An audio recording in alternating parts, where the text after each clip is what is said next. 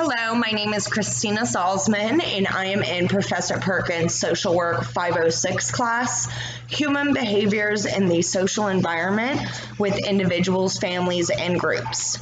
For the purpose of this presentation, I wanted to focus on infancy and toddlerhood, mainly around the idea of parent-child attachment. So first, I wanted to define attachment. It is known to be one of the most important issues surrounding infant development, and I am focused on this first relationship that the child builds, typically with a mother, because it is this bond that becomes the child's working model for all subsequent relationships.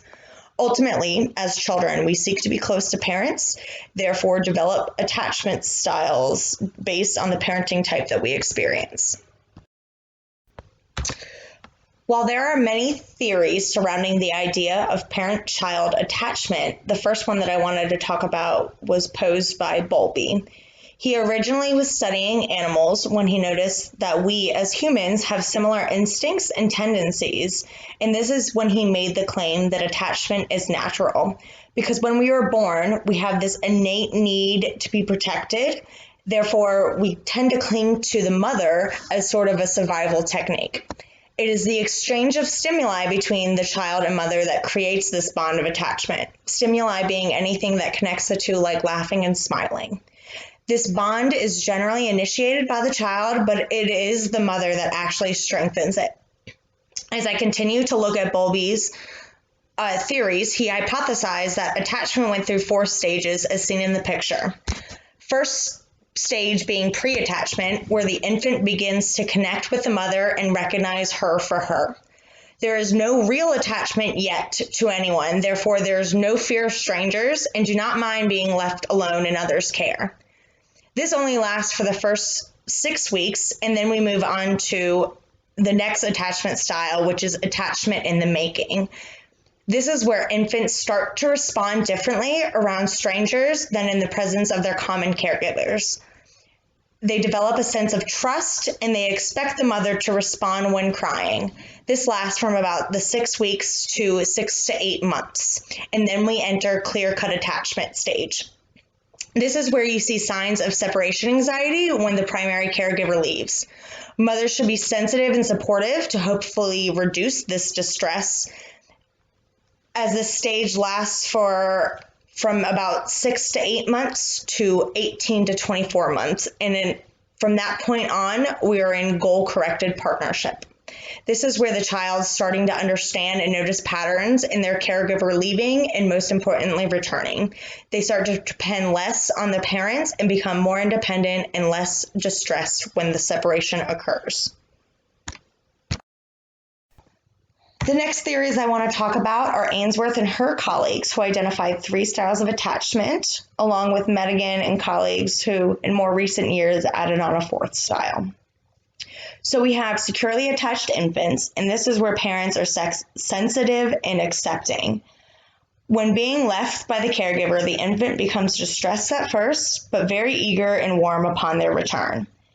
When securely attached, the child is not constantly worrying about their security, therefore they are able to focus on non-attachment related activities, which is exactly what we want. Then we have anxiously ambivalently attached, and this is where parents are inconsistent and unpredictable. The infant is distraught when being left and continues to be distressed upon their return and even when wanting to be held and comforted. Ultimately, these children are in constant fear of being abandoned, therefore make an effort to stay attached with the caregiver and become hypervigilant for signs of rejection. Next, we have avoidantly attached, and this is where the child is rejected by the parents. The infant is undisturbed when the parents leave, as well as upon their return.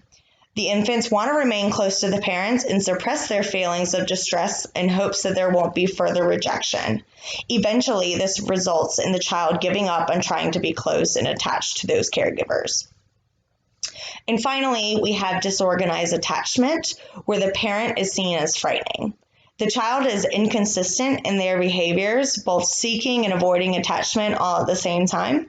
And this occurs because when the child is afraid or in need, they are left to seek that from the scary parent. The kids' anxiety and distress are not lessened, but ultimately one source of stress is eventually traded for another. So next I want to talk about the big issue, which is attachment, or really lack thereof, has been proven to have a direct effect on child brain development. As you can see from the photo, there are two brains, the one on the left being a healthy brain, and then the right showing signs of neglect and abandonment. When looking at that second brain without experiencing attachment, the orbital cortex does not develop well. And this is the part of the brain that is responsible for social relationships, behavioral regulation, integrating both emotional and intellectual information. There is often debate about whether or not this impairment is permanent, but it is proven that overall, if this attachment is not developed within these first few years, the child will surely be impaired. This issue, in my opinion, is that we are not taking this seriously. Children are separated both voluntarily and involuntarily all the time from their parents, and it seems to be little concern to the world. I believe as social workers, we need to take a look at this and make adjustments accordingly. These children really rely on their environment to grow and flourish, especially within the micro and meso systems for these first few years. And when this environment is not nurturing nor accepting, the results are apparent and can be lifelong. While continuing to look from an ecological perspective, there are many systems that impact the parents, therefore impact the infant as well.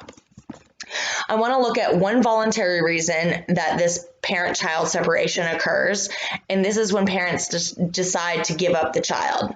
When this occurs, the infant tends to go to an adoption agency where it is known that they will not be getting that immediate attention nor security that is required, ultimately resulting in lifelong attachment issues for these adopted infants. Next, moving on to involuntary reasons, and the first one that comes to mind is incarceration. There's no real conversation about the impact of taking a parent away from a child or the alternatives that could be done instead. For non-violent crimes, I personally think things like probation should be considered, if for no other reason, because of the lifelong impacts that come with removing a parent from the child's life.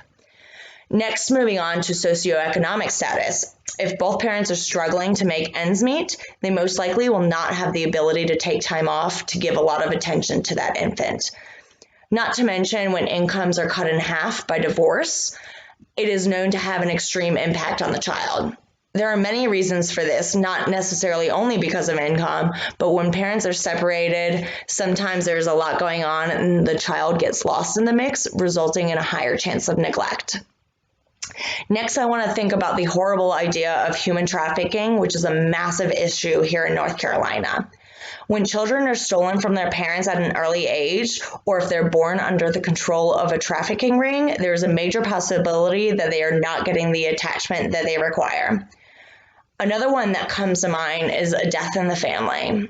Whether it is from sickness or harm like fighting or war, when a parent dies, times become tough. With this, there's potential that the child will not receive the attention that they deserve, therefore experience some forms of separation and suffering. Although there are many reasons that parent-child separation may occur, these are some of the biggest that I see.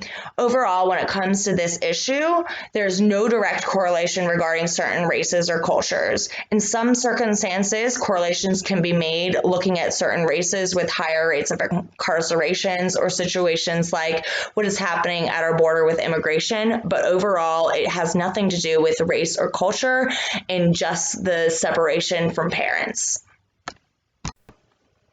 Many forms of parent-child attachment happen on a daily basis.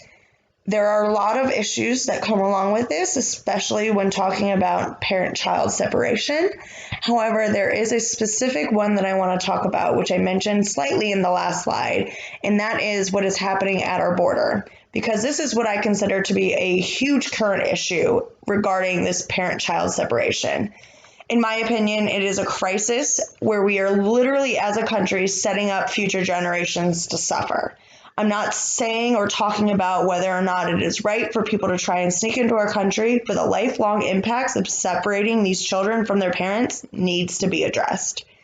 These children, when separated, are confused, scared, distressed, and all of this will result in lifelong struggles, like I talked about earlier, talking about emotional issues and future attachment styles. Ultimately, we need to be striving to make all children securely attached, and we run into major issues when our country is mandating people to do the opposite. There are many potential ethical dilemmas that could arise as a social worker regarding parent-child attachment, but the one that I want to focus on is regarding this immigration issue. As social workers, we have a commitment to clients, which is listed in our ethical standard 1.01 in the National Association of Social Workers Code of Ethics. We must promote clients' well-being, and their interests should always be primary. It is mentioned that there is an exception to this rule, that legal obligations may supersede the loyalty owed to clients, but this refers to cases of harming oneself or others. So while we are supposed to have this commitment to clients and their best interests in mind, we also have a commitment to our employers. This is code 3.09 within that same code of ethics, and I believe this is where a major ethical dilemma arises. This code mentions that social workers should adhere to commitments made to employers and employing organizations. They should also work to improve employing agencies' policies and procedures and the efficiency and effectiveness of their services. In regards to our current border control, employees are following the rules put in place by the Trump administration, even though they are not in any way promoting the client's well-being. Another code that goes against this commitment to employers is 6.01 for social welfare. It states that we should promote the general welfare of society and development of people, their communities, and environments. Promoting the well-being of these immigrants would be letting the parents and children stay together. However, this goes against the current rules for border control, therefore an extreme dilemma that we are seeing currently.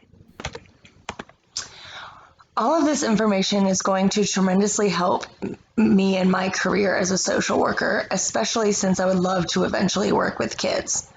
Regardless, understanding this need for secure attachment is crucial when helping both children and adults. Not only can it explain why they have certain tendencies and qualities, but also we can attempt to educate our clients that have kids, and while helping comfort the kids that do not have somebody to securely attach to.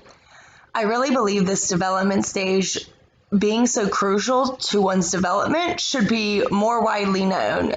Yes, I had heard about separation anxiety, but never knew much about it. As someone that has the ability to have children, I am glad that I knew about this before doing so, but I feel like that is not the case for most people. Overall, I will use this knowledge a lot in life. Since there's so much negativity that comes into play when talking about attachment, or really lack thereof, I want to make sure in practice that I use a strengths-based perspective. I feel that it is so necessary, especially when working with clients. You want to be encouraging and speak in a positive way to promote their self-determination. This again goes for both parents and children. With parents, you want them to feel empowered and able to be that secure parent for the kid. So you do not want to talk about what could go wrong or how crucial this time is.